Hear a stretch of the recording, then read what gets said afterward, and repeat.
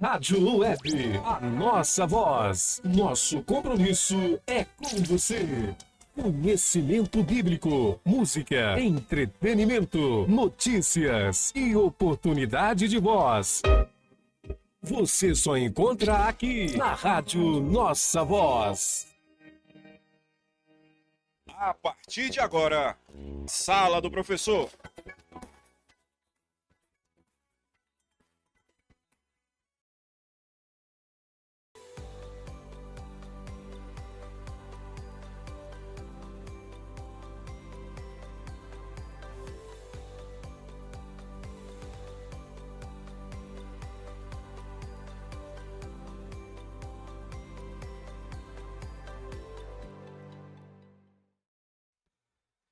Olá, meus queridos, a paz do Senhor. A gente teve um problema na nossa internet, a internet resolveu feriar, mas a gente vai aqui continuar levando a palavra, ok? Domingo agora é a nossa lição de número 2, é uma lição super importante, nós não podemos deixá-la de lado e eu gostaria que você que é professor, que é superintendente, que é secretário ou que é o próprio líder da igreja, vamos fazer um acordo?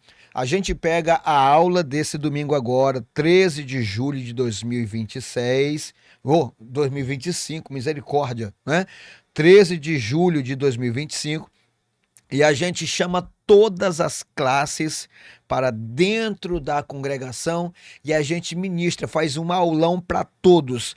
Crianças, adolescentes, jovens, senhores e senhoras. Coloca todo mundo num pacote só, porque esta lição ela é importantíssima para todas as faixas etárias que estão matriculadas na Escola Bíblica Dominical. Olha o tema.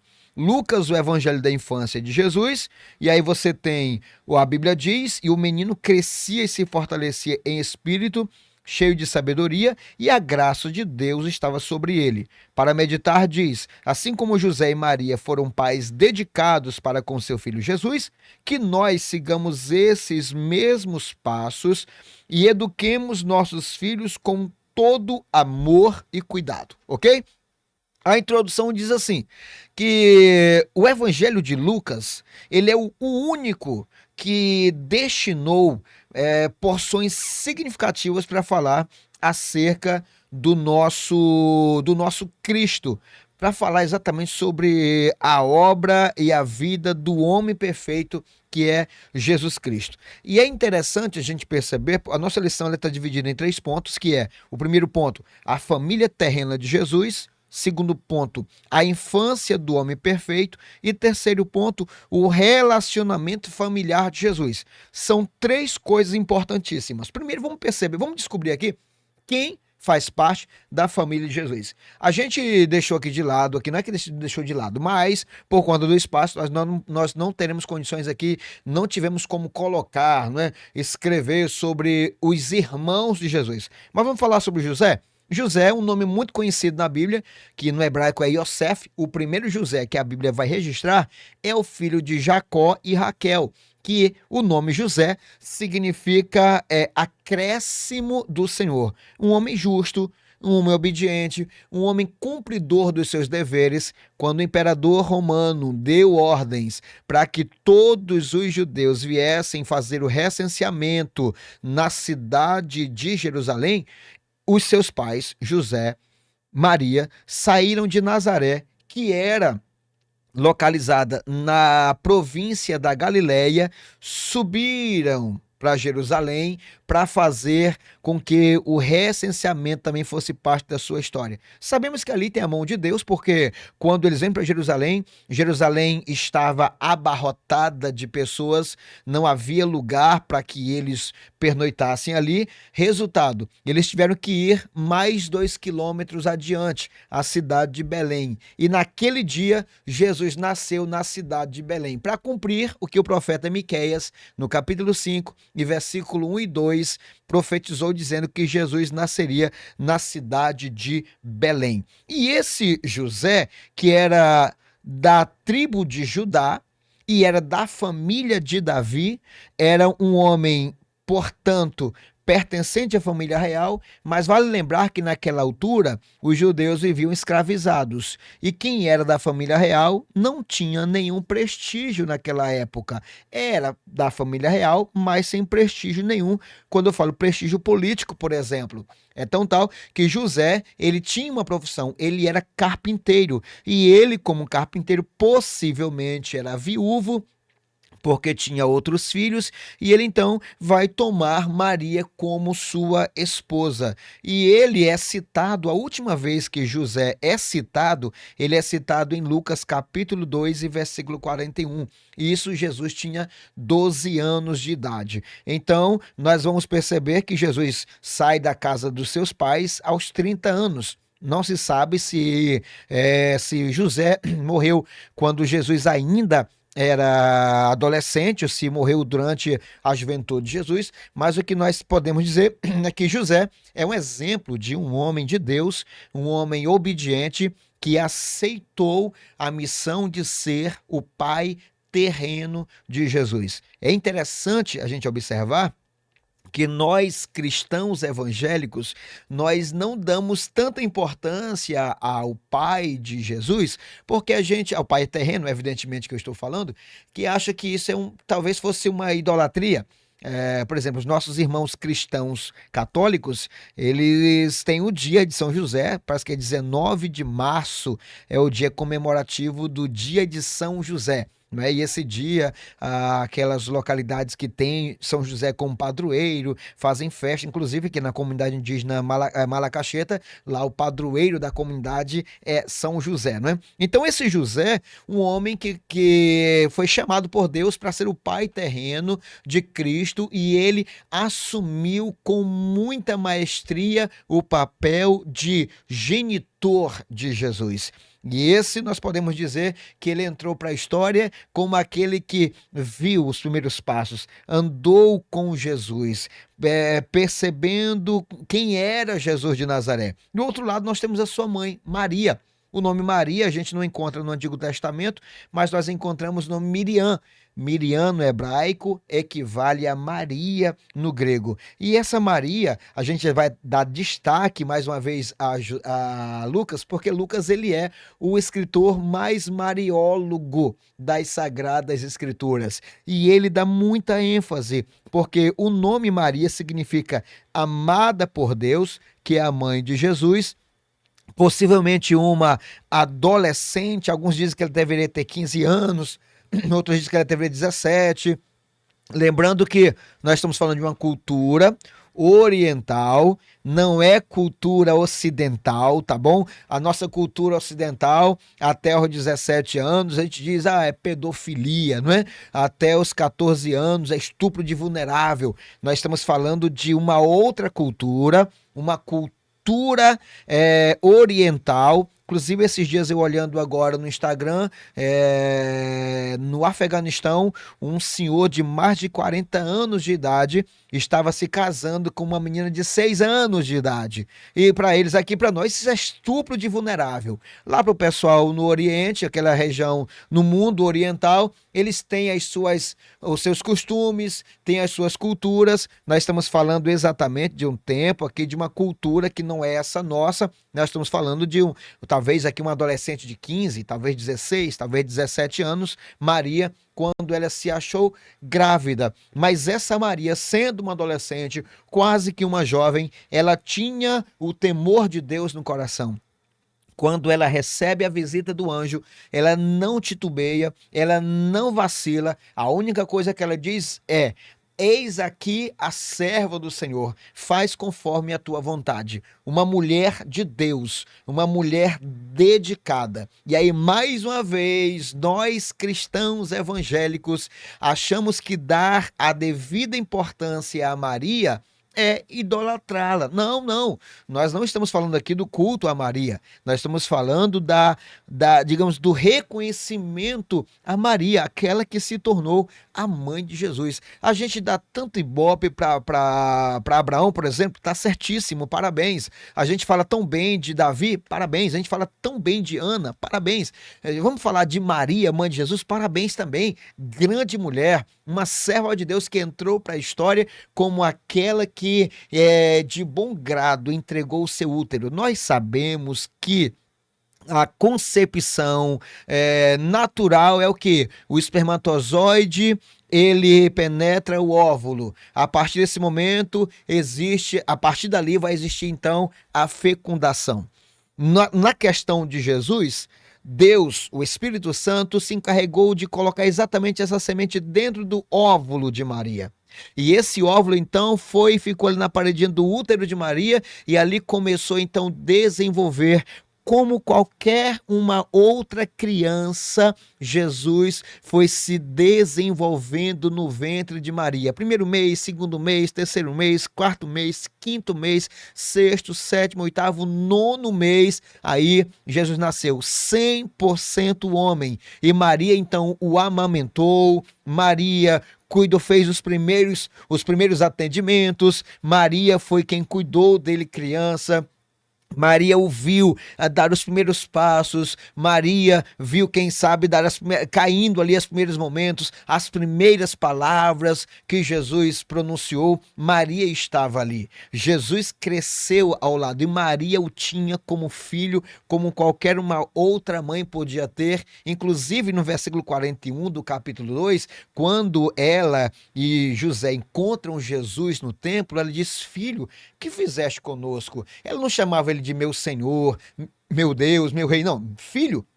Observa que Maria o trata como filho sempre trata como filho. E além de Maria, além de José, nós vamos encontrar Lucas ainda falando sobre Zacarias, sobre Isabel e sobre João Batista. Quem era Zacarias? Um dos sacerdotes que oferecia sacrifício no templo, um homem importantíssimo, apesar da idade, mas um homem muito importante. Isabel, a prima de Maria, que também carregava no seu ventre o maior homem que a história já pôde conhecer. O próprio Jesus confidenciou aos seus discípulos dizendo: entre os nascidos de mulher não há ninguém maior que João.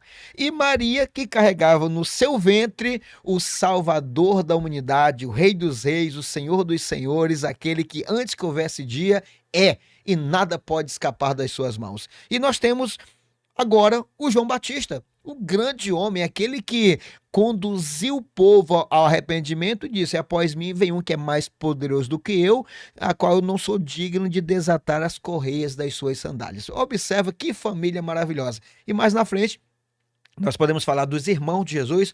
Judas, um dos irmãos de Jesus, escreveu a Epístola Universal de Judas. Está lá o penúltimo livro do Novo Testamento. Nós temos também Tiago, que também é irmão de Jesus, quem escreveu a Epístola de Tiago. Você tem ali Hebreus, logo depois de Hebreus você tem a Epístola de Tiago. Tiago, irmão de Jesus, Judas, irmão de Jesus. Tinha um outro por nome José, também tinha as suas irmãs, então toda a família ali servindo a Deus. E agora nós vamos observar então esse Cristo, nós estamos falando, vamos falar da infância de Jesus. O ponto 1 fala que esse menino crescia em sabedoria. Essa palavra sabedoria no grego é Sofia.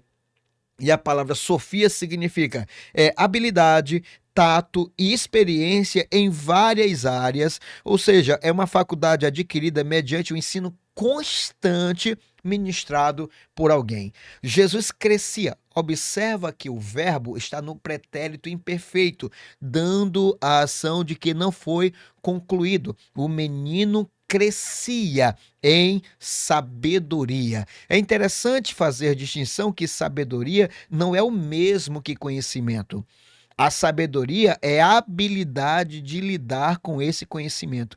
E quem foi a pessoa ou quais foram as pessoas que tiveram então influência nessa construção de saber do próprio Cristo? Nós estamos falando de José, estamos falando de Maria, porque no Antigo Testamento, quando Deus chamou Moisés, Moisés chama todos os israelitas e disse: olha, vocês vão educar os filhos de vocês conforme aqui os mandamentos e os estatutos do Senhor. Vocês devem falar deles se levantando, sentando, entrando, saindo, se deitando, em todo momento vocês deverão ensinar sobre essas palavras. E José e Maria ensinaram muito bem, não somente com palavras, mas também com prática. O grande problema da sociedade, nós, é que nós queremos ensinar os nossos filhos com palavras e esquecemos da prática. Observa que José e Maria, eles subiam para adorar como era costume deles e eles levavam então Jesus. A Bíblia deixa bem claro, eu vou até ler para você perceber, Lucas capítulo 2, aí você vai encontrar no versículo 42 dizendo: e tendo ele já 12 anos, subiram a Jerusalém segundo o costume do dia da festa. Aquele pai, aquela mãe, todos os anos levava o filho para adorar em Jerusalém. Eu pergunto, nós estamos levando os nossos filhos aonde? Como nós estamos educando os nossos filhos? Os nossos filhos são educados para crescerem em sabedoria? Será que, além dessa sabedoria, nós também estamos fazendo com que a infância dos nossos filhos seja também como a infância de Jesus? Porque o menino crescia em sabedoria, mas também crescia em estatura. Olha, para que Jesus fosse apresentado como o Verbo de Deus, como o homem perfeito, era necessário que ele passasse por algumas etapas. E essas etapas Cristo passou. Observa que o verbo, mais uma vez, está no pretérito imperfeito. O menino crescia em estatura. Cristo se desenvolvia em todos os processos, nas suas etapas. E essas etapas faziam com que Cristo tivesse mais habilidade. Além de crescer em estatura, crescia também em graça. A palavra graça é charis, ou charis, que significa dom, alegria, generosidade, e vem de um substantivo chamado chairo, que significa aquela que provoca alegria, prazer e gratificação.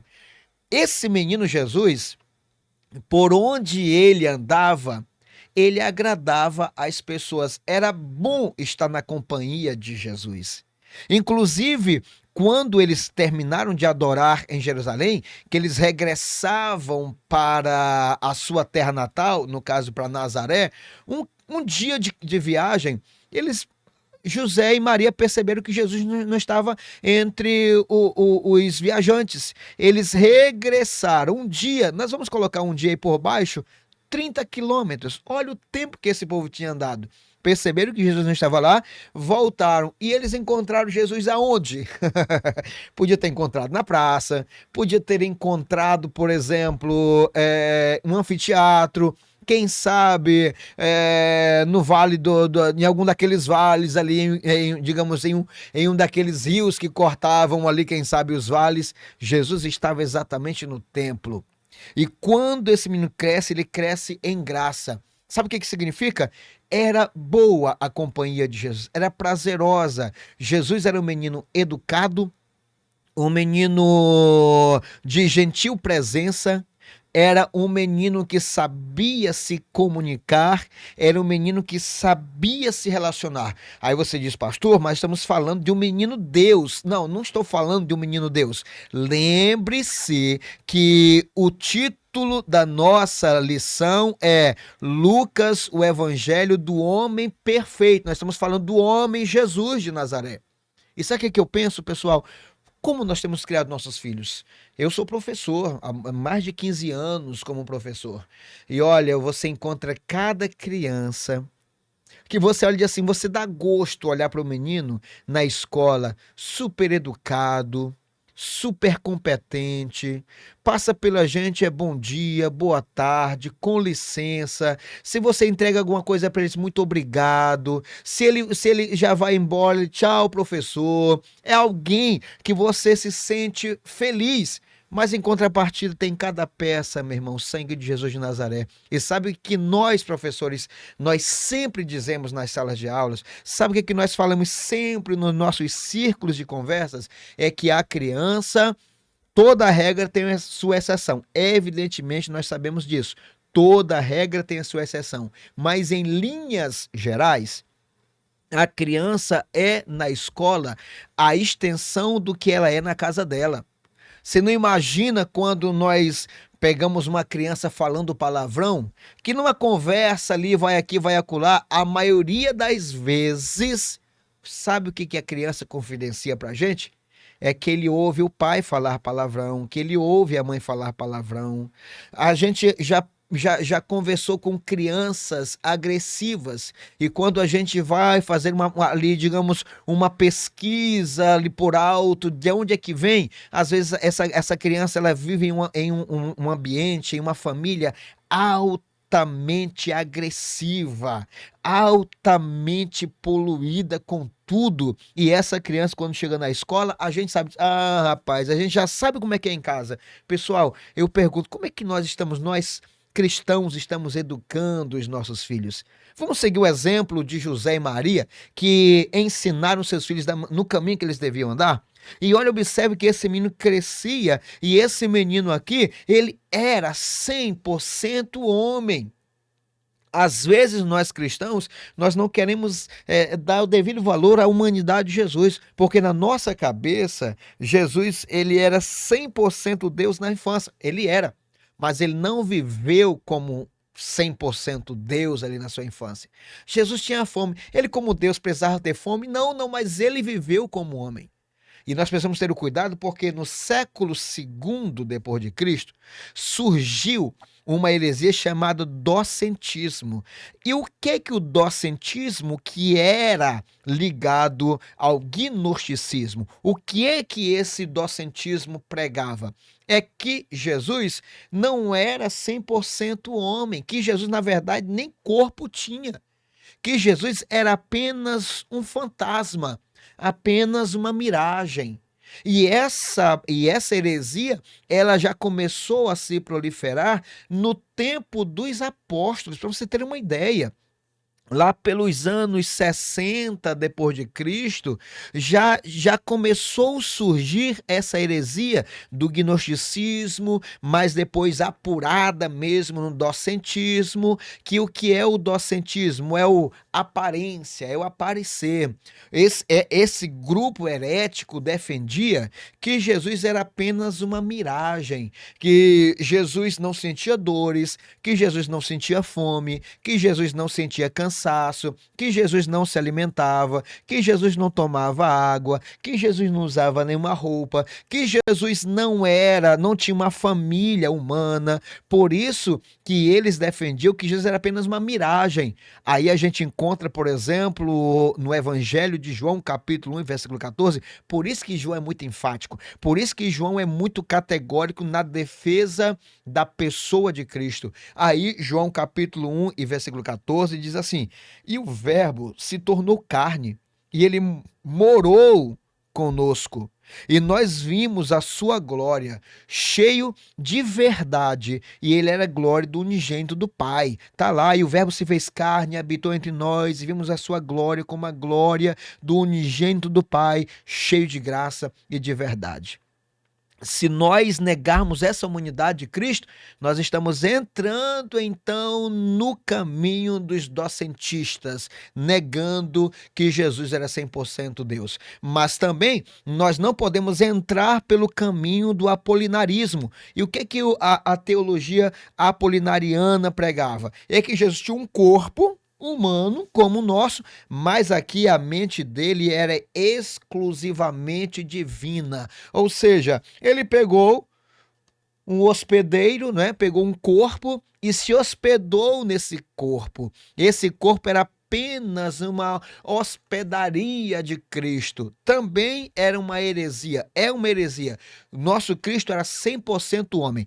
Dá uma olhadinha, por exemplo, em Isaías 53, homem de dores e experimentado nos sofrimentos como alguém de quem nós escondíamos o rosto. Ele não tinha aparência, não tinha formosura, e quando nós olhávamos para ele, nós não víamos nenhuma beleza física para que nós o desejássemos, para que nós quiséssemos estar perto. Jesus Jesus não era aquele cara da televisão. Jesus não é aquele ator de novela. Jesus não é aquele que vem aqui em Mucajaí, não é que vem aqui que as meninas ficam gritando: Jesus, deixa eu carregar a cruz contigo, deixa eu morrer contigo. Não, esse não é o Jesus da Bíblia Sagrada. Não é o Jesus que Lucas fala. Lucas fala de um Jesus que era 100% homem. Inclusive, ele disse para Zaqueu: Zaqueu, hoje eu vou dormir na tua casa. E só quem dorme são seres humanos, não é isso? Então, o docentismo, ele ganhou força no século II depois de Cristo, mas como eu disse, nos anos 60 depois de Cristo, no primeiro século, já estava essa mentira satânica.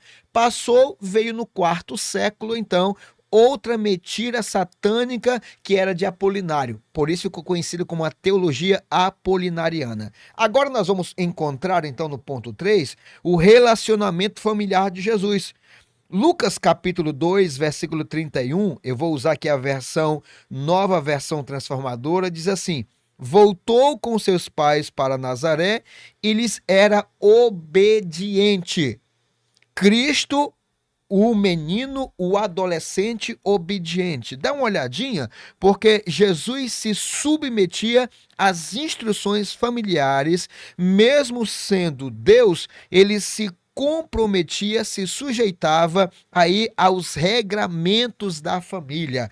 E olha, a nossa lição diz assim: é com pesar nos corações que contemplamos filhos desrespeitosos, egoístas, desobedientes, rebeldes, que se comportam segundo as orientações de indivíduos inspirados por Satanás, que estão completamente contaminados com toda mazela ideológica da esquerda diabólica que nós temos no Brasil.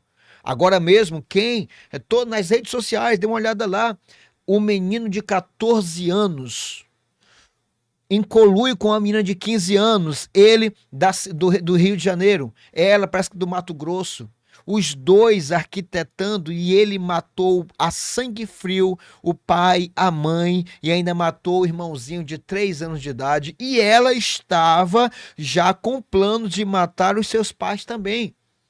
Crianças, 14 anos, 15 anos. Nós estamos vendo hoje filhos que não estão mais respeitando os pais, filhos que não querem mais ter o regramento da casa. E nós pais, agora eu vou dizer para vocês, e quem é o culpado? Eu e você. Eu não, porque eu vou dizer para vocês que eu fui um pai, eu ainda sou um pai muito retrógrado. Eu só tenho filhas. Às vezes a minha esposa diz: meu filho, você às vezes fala muito duro com essas meninas. Eu prefiro ser um pai duro hoje, mas ter minhas filhas educadas, terem filhas que sabem se posicionar, que sabem me respeitar, que até hoje, benção pai, benção mãe, nós vamos ali, nós vamos acolá. Prefiro ser um pai retrógrado, mas ter filhas abençoadas, obedientes, do que um pai atual, um pai descolado e ter filhos agora dando trabalho aí. E deixa eu falar para você, o que tem de menino dando trabalho nas escolas não é brincadeira. E se o trabalho for só para os professores, a gente dava um jeito, menino dando trabalho para a polícia, menino dando trabalho para o conselho tutelar, menino dando trabalho para juízes, dando trabalho para magistrados. E infelizmente muitos desses, mas muitos, são filhos de crentes. Que fizeram o quê? Que não ensinaram os filhos. Eu não estou falando para você ser um pai carrasco. Eu não sou um pai carrasco. Eu brinco com as minhas filhas. Agora, quando tem que falar sério, eu falo sério. Quando tem que ser chato, eu vou ser chato. Mas sempre digo: minhas filhas, o caminho é isso aqui. Olha, é por aqui. Tem que ser feito assim. Obedeça aqui. Deus tem bênção aqui. Se continuar desse jeito, vai ter consequência. Deus não abençoa desobediente. Eu sempre falo isso para as minhas filhas. E vou continuar falando, pessoal. Por quê? Porque eu tenho responsabilidade sobre as minhas filhas. Aqui, esse Jesus obediente. Jesus tinha mais força que os pais, mas era obediente. Você que é filho, aprenda a obedecer aos seus pais. Você que é adolescente, tome jeito e vá respeitar seu pai e sua mãe. Não vá ficar ouvindo lá o diabo que está por trás de uma tela de televisão. Não vá dar ouvido ao Satanás que está lá atrás de um Instagram, que está atrás de um TikTok. Não ouça essa cambada de demônios. Sabe quem é o seu melhor amigo? Quem é a sua melhor amiga? São seus pais. Agora o ponto 2, Jesus é um filho cuidadoso. É interessante porque Lucas fala de Jesus com 12 anos, nós estamos falando disso lá no capítulo 2, do versículo 39 ao versículo 51, e depois no capítulo 3 e versículo 23, já aparece Jesus com 30 anos de idade. Então, nós entendemos que Jesus só saiu da casa da mamãe, do papai, quando tinha 30 anos de idade. Onde é que ele estava? O que é que ele estava fazendo nesse tempo todo? Cuidando dos filhos. Desculpa, cuidando da mamãe. Se o papai já era falecido, ele estava cuidando com muito zelo com a sua mamãe. Sabe o que a gente vive hoje? Um tempo, de filhos irresponsáveis. Agora não estou falando para criança, para adolescente, estou falando para adultos. De filhos que são peso para o pai e para a mãe. Às vezes o pai e a mãe ganham um pouquinho, ganham um salário mínimo, coitados. E ali, mesmo assim, ele tem que tirar para sustentar neto que está dentro de casa, porque o filho irresponsável colocou um neto dentro de casa e nem comida para esse neto coloca. E quantas vezes esse pai, às vezes, o filhão tem um carrão bom, o filhão tem motona boa, e o pai e a mãe, às vezes, coitados, não tem para sair, tem que ficar pedindo esmola para poder sair de um canto para o outro. Pessoal, quantos pais hoje estão sofrendo, largados, sozinhos? Esses dias agora eu vi nas redes sociais de um senhorzinho cego que estava trancado dentro de um banheiro porque um filho irresponsável foi lá e trancou o velhinho dentro de um banheiro. Filhos que deixa eu falar para você, nós estamos envelhecendo. Um dia desse eu tinha 17 anos, já estou com 46, já eu chego na terceira idade também. Se Deus me der a graça de eu chegar aos 60 anos de idade, vou entrar na terceira idade também, já.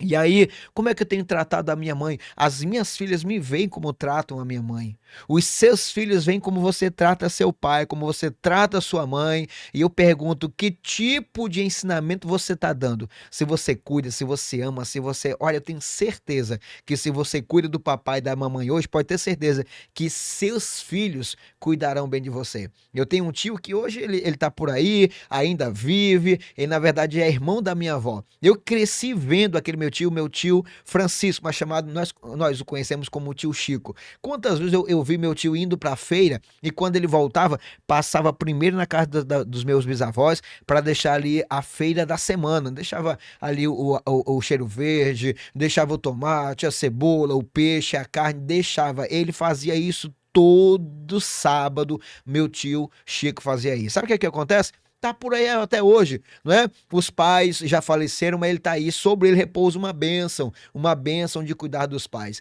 Que tal nós cuidarmos melhor dos nossos pais? Quando nós formos às casas dos nossos pais, que nós não estejamos indo para arrancar o que eles têm, pelo contrário, que nós estejamos indo levando alguma coisa.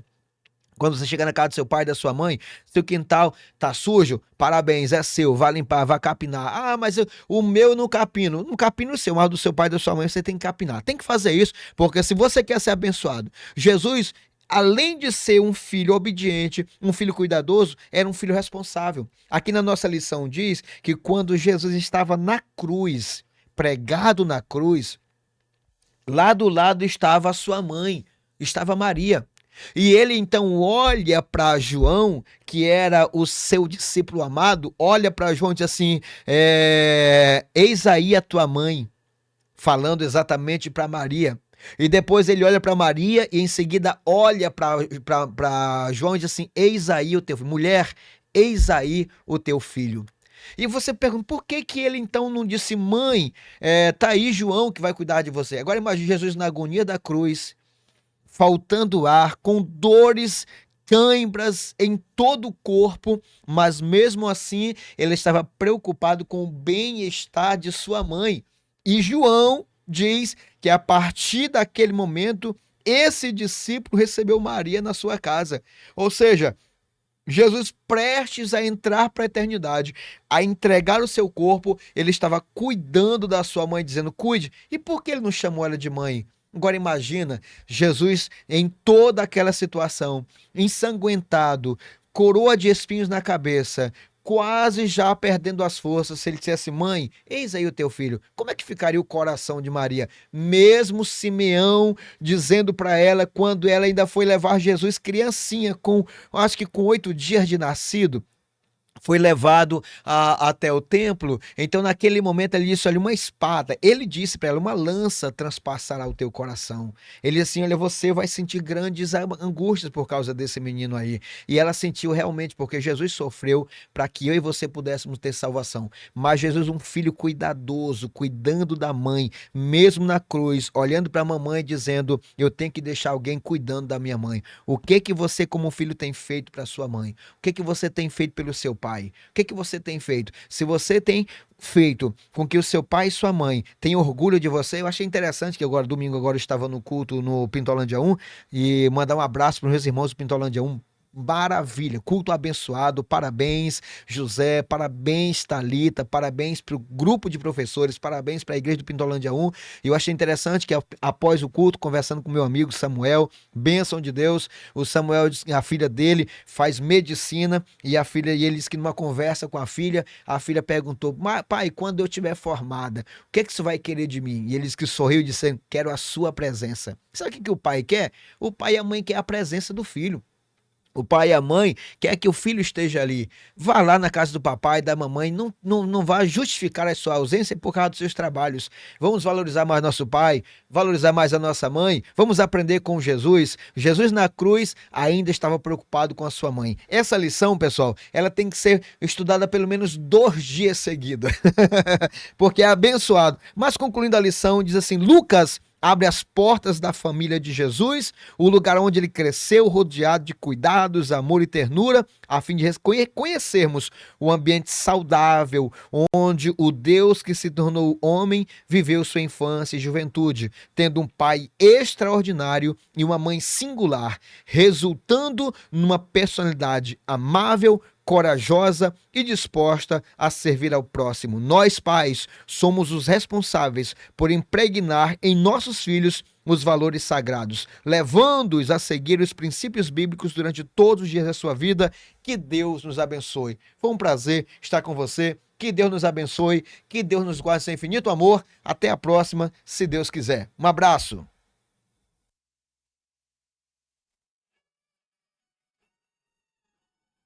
Você acompanhou Sala do Professor. Fique agora com a próxima programação.